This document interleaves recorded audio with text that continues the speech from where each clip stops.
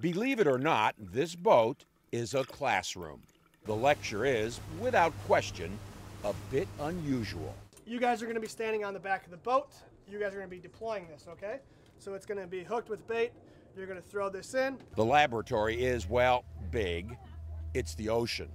We're going to go head off probably about 2.5 miles east into the Atlantic Ocean off of South Beach.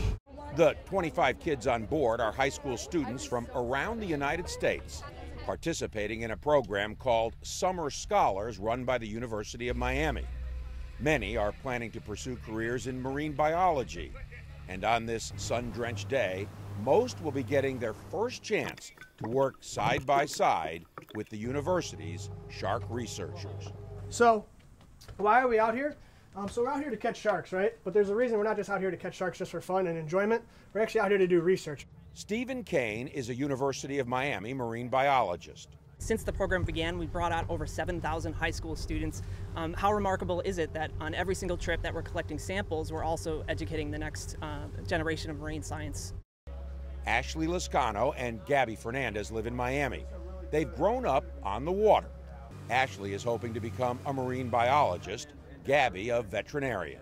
I want to eventually become a marine biologist because, sharks have always fascinated me, and just, getting this experience it's like, I guess you can say once in a lifetime, but not necessarily. Like, you just got to look for it. When I first heard about it, I didn't think that we would actually be getting, in the shark, taking the biopsies, taking, it's some sort of stress test. We would actually be doing all these things. I thought we would just kind of sit back and watch them, but we actually get really hands-on with it. But hands-on will have to wait. There is much work to be done. First, the team lays down a series of what are called drum lines, each with a baited hook.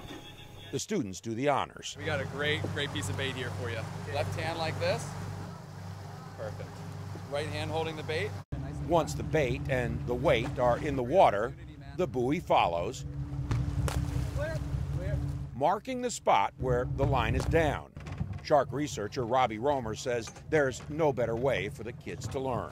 What we try to do is, we make it fun, we make it engaging, we make it visceral so that they learn, but they're also having a great time. They're tagging sharks, they're actually working, they're scientists for a day. And to me, there's no better way than to learn than actually be immersed in the very thing you're learning about. With all the lines in, the researchers retrace their steps, checking the lines beginning with the first one they put out. There's no guarantee a shark is on the other end. Sometimes it's just shredded bait. But their luck has changed. Underwater photographer Frank Gibson jumps in, but only after he knows it's safe.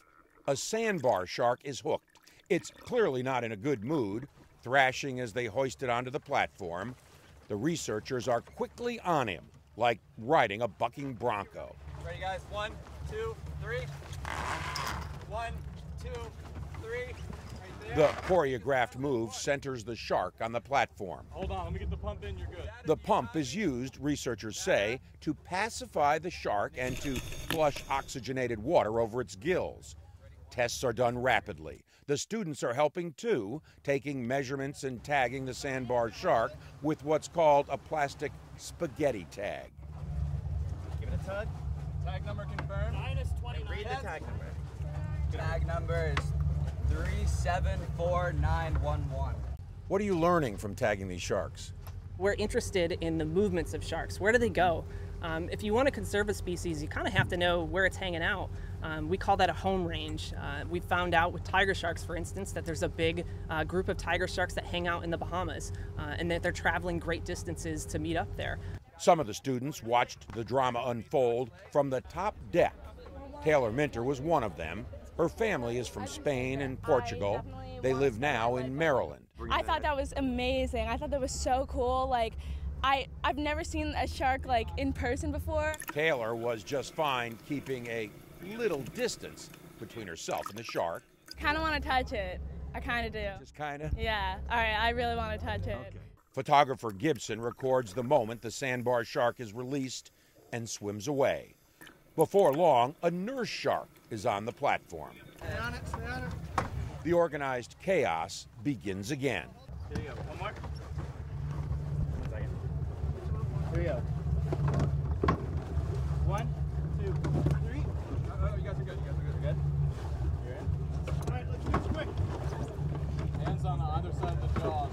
A tiny clipping is taken from the edge of the dorsal fin, like cutting a fingernail.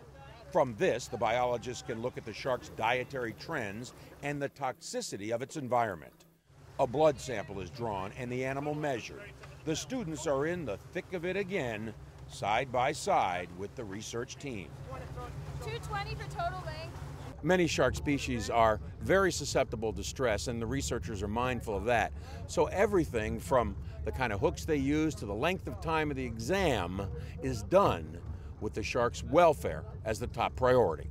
You noticed how quickly we worked today. So our average workup times were somewhere in the neighborhood of 5 to 6 minutes, and frankly that was maybe even a little longer than what we would like it. So we're shooting typically for 3 to 5 minutes, and once we hit those numbers, it's let's get the animal back in the water. The exam over, the nurse shark is released and swims slowly away past the camera, apparently unfazed by the experience. 2 more sharks were caught this day, a second sandbar, and... This is so cool. Oh my God, hammerheads are so cool. I can't believe I'm like that close. Oh my God, he's right there. Whoa! Hammerheads are a rare catch. This one was a good 12 feet long. There's no attempt to bring it on the platform. The biologists say hammerheads are very sensitive to stress. So the workup is done carefully and quickly with the animal in the water. By the day's end, Taylor Minter was all in. I've wanted to go to UM for a while, and this was definitely a real eye-opener to see if I wanted to actually come here, and I love it. And it has really shown me like this is what I want to do when I'm older. Was this what you'd consider a pretty good day?